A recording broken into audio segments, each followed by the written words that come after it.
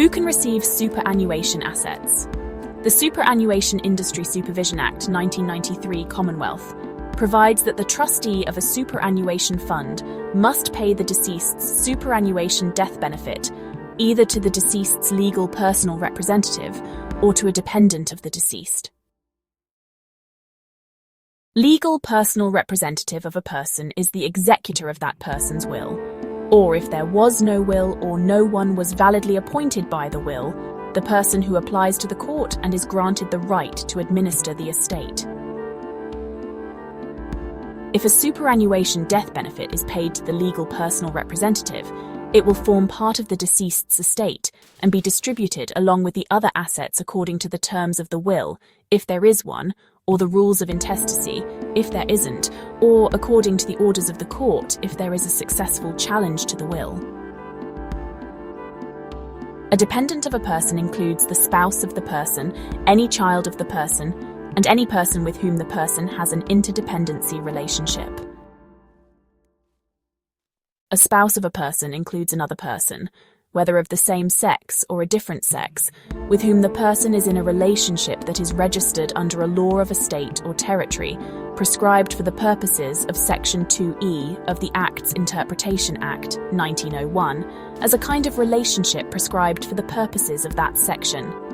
And it also includes another person who, although not legally married to the person, lives with the person on a genuine domestic basis in a relationship as a couple. A child of a person includes the following: an adopted child, a stepchild, or an ex-nuptial child of the person. It also covers a child of the person's spouse, and, well, someone who is a child of the person within the meaning of the Family Law Act 1975.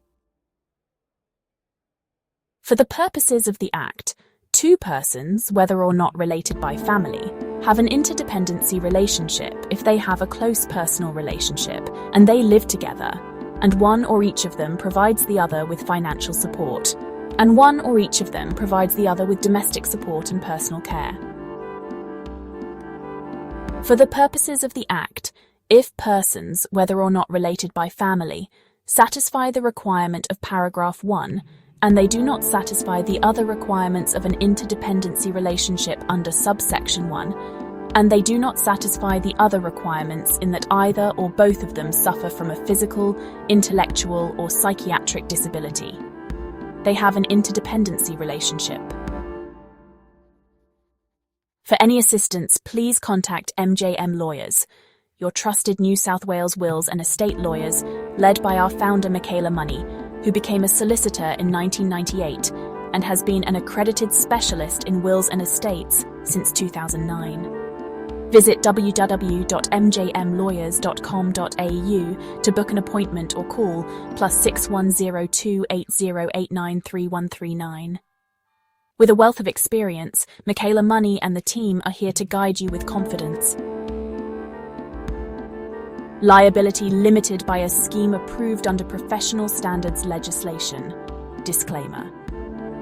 This post contains information of a general nature only and is not intended to be used as advice in relation to a specific matter. Although every care has been taken in preparing the document, it may not be accurate or complete, particularly in the context of specific circumstances. MJM Lawyers disclaims responsibility for any errors or omissions.